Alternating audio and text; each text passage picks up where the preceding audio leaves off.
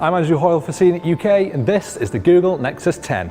The latest tablet from Google, made in collaboration with Samsung, designed to show off the latest, greatest additions to the Android operating system.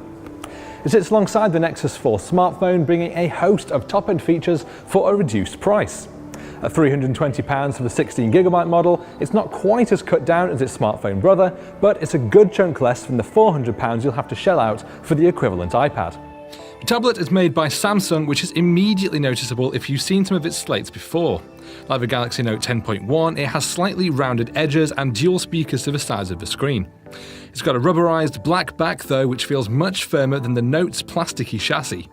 It's hardly a stylish look, but it's functional if nothing else. The 10-inch display boasts an astonishing 2560 by 1600 pixel resolution, putting it above the Retina display iPad in terms of pixels. They're both so ludicrously high definition that I doubt you'd ever notice the difference. Instead, just be happy that they're crisp enough to slice deep into your optic nerve. Small text and icons are pin sharp, and photos and videos are handled well thanks to the display's good use of colour. For a media device, the Nexus 10 holds up extremely well.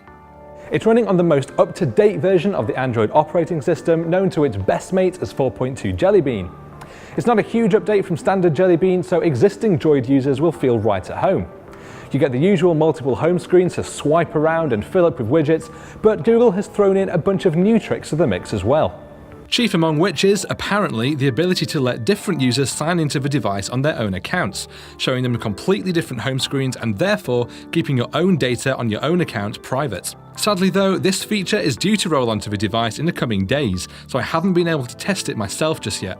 In theory though, it's a neat idea, especially if you regularly give your gadgets to your hyperactive kids and don't want them emailing your embarrassing photos to everyone in your contacts list.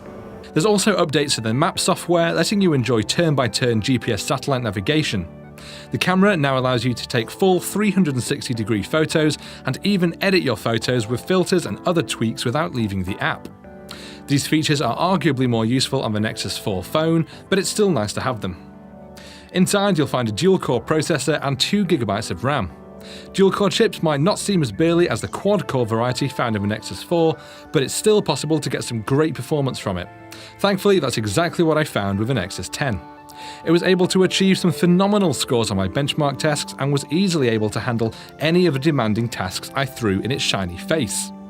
It might only be a dual-core machine, but it's not going to shy away from anything you want it to do. In general, the Nexus 10 offers a sharper screen and more processing power than Apple's iPad, with a lesser price tag to boot.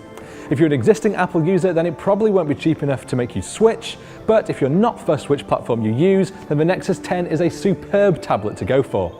I'm Andrew Hoyle for CNET UK, and this is the Google Nexus 10.